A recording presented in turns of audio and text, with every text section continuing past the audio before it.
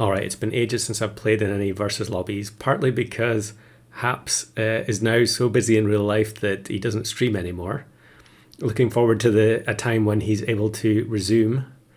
But I was just browsing Twitch the other day and I saw that Kelby was playing, so I went on and joined in this Star Pack lobby. Now, I've probably only played Star Pack in a lobby format maybe once, and it probably was on a Haps stream. I think it ended up with me versus Haps, and it was just almost a complete stalemate where we all just had 50-50 everything with Pepper.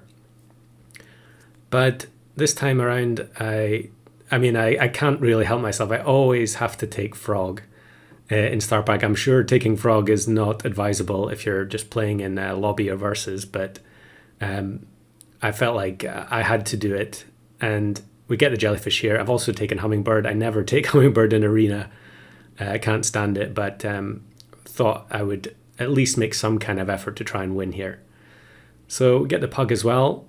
And it's quite interesting to see when you start looking at other teams, people who are playing these kind of lobbies regularly, the types of moves that they make and the pets that they have. And I feel like, I'm not sure if the teams are going to be on screen long enough to see, but almost everyone has Pug.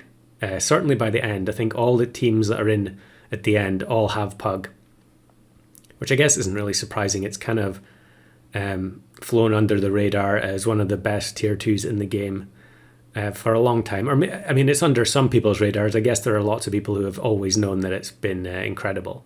I suppose when you think about it, 5-2 stat line on tier 2, plus it's also giving +1/1 stats and potentially leveling something up as well. It's kind of ridiculous, really.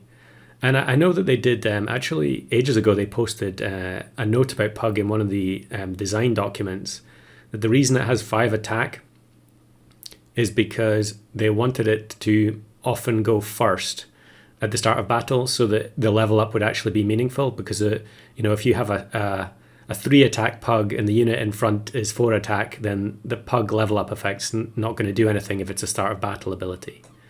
So here, the Hummingbird only has 3 attacks, so we can level it up with the Pug, and then it'll give extra stats back to the Pug itself. I was not really sure about order. One of the things I don't like about Versus is like looking at other people's teams and then sort of trying to adjust my lineup accordingly. I don't like the backwards and forwards between looking at your own team and the opposing teams. And maybe that's something they'll address, because we know that there's a Versus update coming very soon. The spectator mode's going to be in there and ranked. And I think you're also going to be able to play multiple Versus games that are untimed separately. I'm not sure how that's going to work, but looking forward to seeing it. Here I actually meant to buy the Mantis, but I bought the Platypus instead. I'm not sure what I was doing there. To be honest, my team doesn't really work for Mantis, because they would have to feint something. I suppose I could have just feinted the Frog, but I really wanted to transfer the stats from something, and so I have to keep the Frog for that purpose. It does mean that we can't really feint any doves and gain stats that way, but I think I'm going to try and look for Shoebill, just the absolute pack 2 crutch that it is. Although I feel like there were a lot of people in this lobby that didn't go for Shoebill, or maybe they just didn't get it, but it does seem like the strategy is quite different when you know that you're playing in a lobby that's going to last a while. Here I definitely should take Pelican, I think, instead of the Dove, because we'll get the permanent buffs, and then in battle it would also be giving +4/+2. I guess, is that better or worse? I'm not sure. But I just really don't like Pelican that much. Here I get the weird unknown error. That happens all the time when I play these lobbies. I don't know if it happens to other people, but you often get that message in the top corner that says unknown error happened, but then for whatever reason the game just carries on. There we scrape the win. That was quite fortunate. So I take the level up and get the Shoebill, and we're just going to put the Shoebill in. And now really need to make the Pug level up the jellyfish. One of the reasons I don't take Pug all that much, even though I know it's very good, and this is an arena, is because I really hate seeing opposing jellyfish getting the benefit from the pug. I mean, when you've got your own jellyfish, it doesn't necessarily matter too much, but it's just one of those things that always sets me off, so I tend not to use it that much. So we get the shoebill in, although the scaling it's providing isn't going to be that great until we get it leveled up. But here is a team that does have shoebill.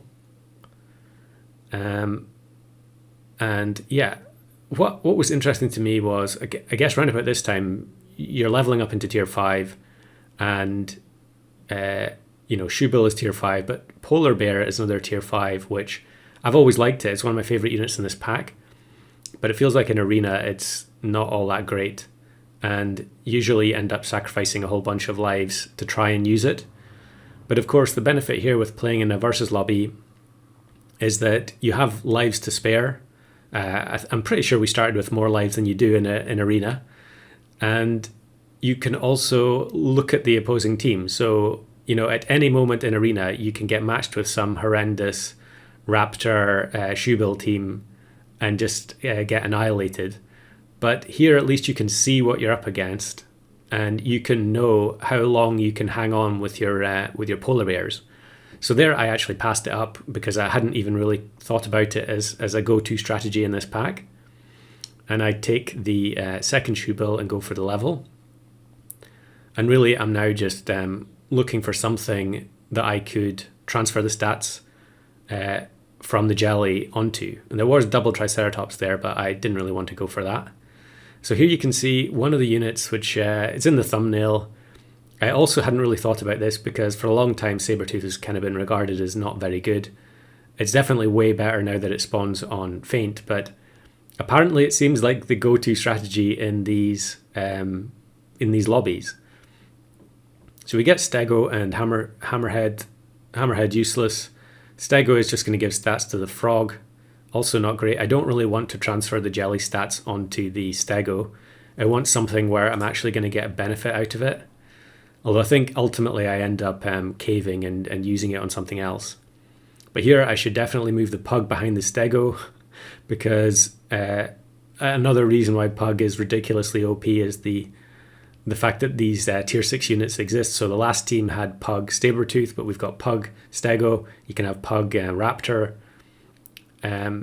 Definitely should not be possible to get the instant level 2 tier 6 like that. But there we go. We lose to Kelby with his own pug Sabertooth. He clearly knew what was what for playing versus lobbies. And yes, Spinosaurus, another one where I don't think transferring the stats really benefits me all that much. There is a crow there, but yeah, am I going to take it? Yeah, I'm going to pass sell the Stego. We can just find another level 1 if we really want it again. There is Orca there as well, which I think I'm end up just going to take it because it's just a fun unit. It doesn't really necessarily matter that it's not that... Actually, I guess at this point, I hadn't really any idea whether or not Orca would be good enough to win one of these kind of lobbies. So we're going to take the Orca. We're going to take the base stats Toad and put the Orca in the middle and hope we get some interesting spawns. I think that's the most... the best thing about Orca is the fact that it makes battles more interesting, really, I guess. And I feel like Star Pack is just one of those packs that it just really suffers from having dull battles unless you have pets like Orca in it. Especially when you get up to the late game and everyone has huge stats, everyone has pepper on everything. So here the Stego gives the stats to the Orca, and I think that's going to be good enough. Our back pug is a little bit stronger than the opposing pug. And as I was saying before, you'll notice the fact that pug is appearing in every opposing team, at least the ones that are still alive. So I take the level on the Stego, which frees up the pug. Of course, now we're in a situation where, yeah, I'm going to have to move the Toad back a bit. We'll put Stego up front. The shoebill has long since been diminishing returns because I only have one strawberry. And we're just going to double down on the chaotic randomness with a second Orca. And hope for something like, Walrus. Although there are a lot more interesting spawns you can get out of Orca these days, there are an awful lot of absolute shockers as well. You can get things like Mole, which I guess in the worst case scenario could end up removing a whole bunch of peppers if you didn't position your team correctly. But here's another team going Pug, Stego, and Toad. So we get beaten there. And it definitely also shows that it's worth leveling Pug up to level 3 early so that it's ready to give 3 experience to, like if I had a level 3 Pug here, I could be creating level 3 Stego, which is utterly ridiculous this early on. And then you can, bring in pets like reindeer for the Stego to pretty much make 50-50 in one go. So here you can see the final 5. It wasn't on screen for very long there, but you can maybe rewind and pause if you want to see it. But I think all of the opposing teams had Sabertooth. Now here I get the terrible spawn with the Tamarin, and then we get Mandrill as well, which is also awful. However, the reindeer at the back is very weak. Again, this team has Polar Bear, so they're no doubt cooking something else up on top of what they already have in their squad. Whereas here, my scaling is basically gone. I just have the Stego, and I'm relying purely on getting favourable spawns out of the Orca. So yeah, or maybe there was one team there that didn't have Sabertooth. Yeah, this one does, but they also have Pug, Stego, Toad, which is interesting. I think Hawk is definitely more attractive in the versus format because you can, deliberately target specific units on the opposing team. However, you do also notice the experienced players deliberately changing their lineups turn to turn. So even if the opposing team, if I had a Hawk, I wouldn't necessarily be able to just snipe their reindeer because they can just move the position. It is definitely a completely different way to play, or it's a very different way. It's not completely different, but it feels very different to playing Arena when stuff like Hawk is just, hit and hope. You can see there the Hawk team at the front. Double Sabertooth, level 3 Clown, and a Stego as well. And yeah, I feel like the Sabertooth spawns are just so much more consistent than the Orca. If you think about it, you're with the Pepper, you're virtually guaranteed 2 18/18s there from the Sabertooth, whereas the Orca, even at level 3, it can spawn 3 absolutely useless units. And it would probably make a lot more sense if I had Vulture, but I guess Vulture is also going to just trigger opposing Sabertooths over and over. So on one heart here, pretty big trouble, but I'm sure that +2 health from the Peach will be enough to save me. And the final matchup is November Rain, and there you can see the low stats reindeer was actually moved. So even if I had Hawk, I wouldn't have been able to snipe it without soul reading which position the reindeer was going to end up in. We do get some decent spawns here with the Eagle and Stonefish as well. However, Raptor spawns from the Eagle and the Stonefish isn't quite going to be able to kill the Pug. I actually don't think it made any difference there because the Sabertooth was guaranteed to spawn and break the Pepper. So GG's to everyone involved, and I'll put links below to Kelby's Twitch page and also YouTube because he does occasionally upload really well edited videos. So I definitely recommend you go and check those out.